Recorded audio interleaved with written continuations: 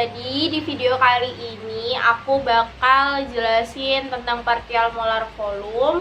Nah, yang bakal aku kasih tahu tuh definisinya tuh apa, terus manfaatnya apa, tujuannya apa, faktor yang mempengaruhinya itu apa, dan penerapannya itu apa aja. Terus juga aku bakal jelasin pembuatan larutan itu gimana perhitungannya. Jadi buat kalian yang mau tahu, tonton video ini ya.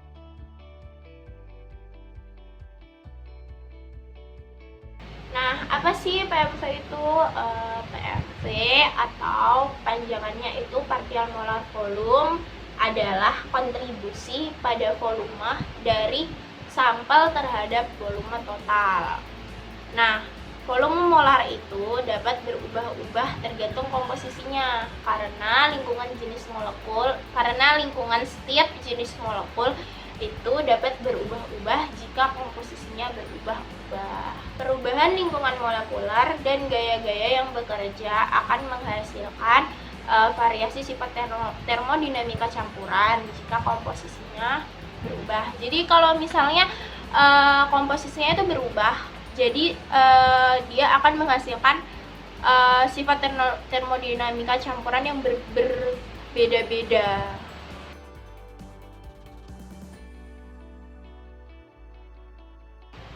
Nah, selanjutnya tujuan dari dilakukannya percobaan partial molar volume itu untuk menghitung nilai partial molar volume itu sebagai fungsi konsentrasi dan juga untuk mengetahui hubungan antara molaritas dengan partial molar volume sendiri, apakah hubungannya berbanding lurus atau berbanding terbalik. Nanti bakal kita ketahui kalau misalnya kita udah melakukan percobaan itu.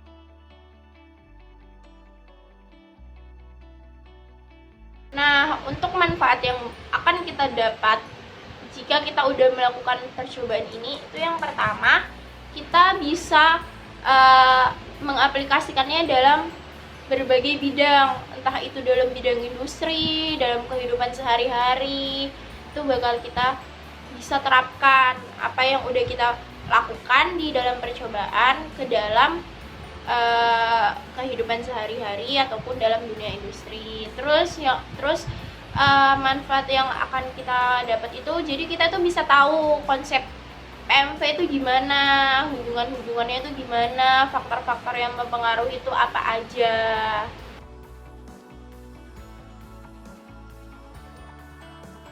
Nah, untuk prosedur yang bakal kita lakukan di percobaan ini itu, yang pertama, kita buat larutan dulu, larutan garam 100 ml dengan konsentrasi tertentu.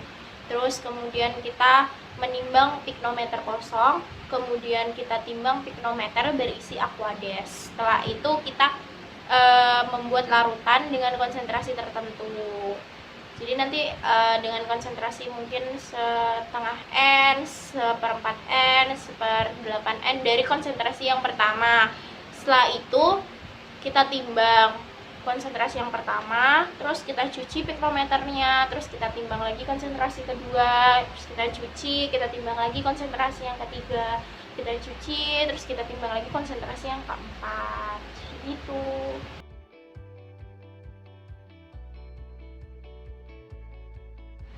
Untuk data-data yang kita butuhkan untuk menghitung nilai partial molar volume sendiri itu, yang pertama ada konsentrasinya, terus yang kedua berat pikno kosong, berat pikno isi aquades, dan berat pikno isi masing-masing konsentrasi bisa dilihat di tabel samping.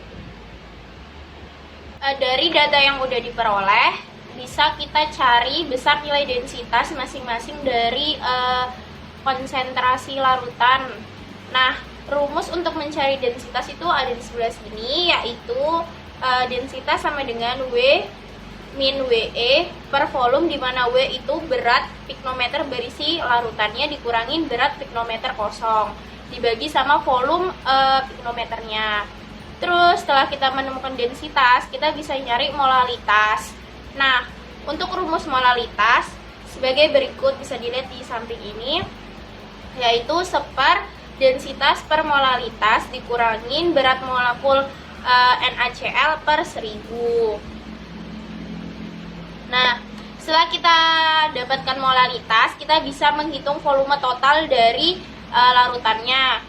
Bisa dari rumus di sebelah sini, volume total itu sama dengan 1000 gram H2O ditambah molaritas dikali berat molekul NaCl dibagi sama densitas yang tadi udah kita cari.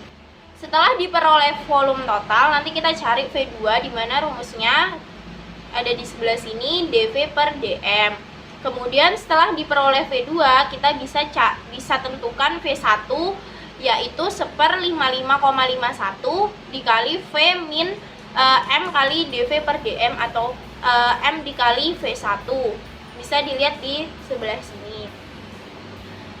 Berdasarkan perhitungan yang udah kita tentukan, bisa kita peroleh grafik seperti di sebelah sini.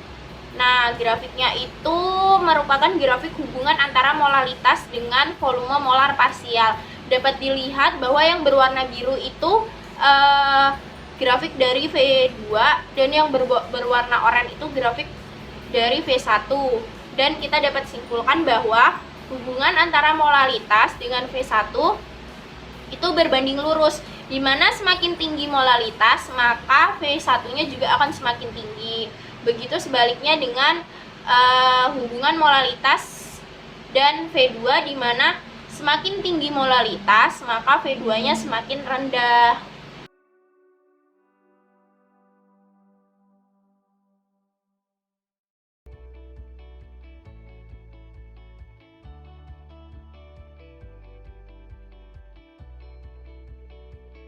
Nah, untuk faktor yang mempengaruhinya itu ada dua. Yang pertama, gaya intermolekular pada larutan dan pada penyusun komponen murni larutan tersebut. Terus habis itu yang sangat mempengaruhi adalah berat dan ukuran dari molekul suatu campuran tersebut. Itu sangat amat mempengaruhinya.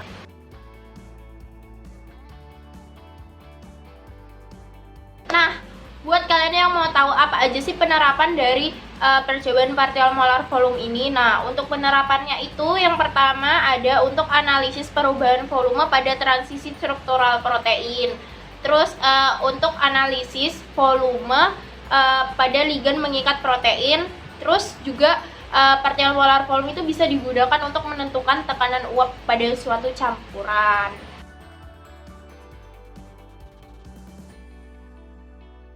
Nah, sekarang aku bakal jelasin gimana menghitung pembuatan larutan NaCl 1 molar 100 ml.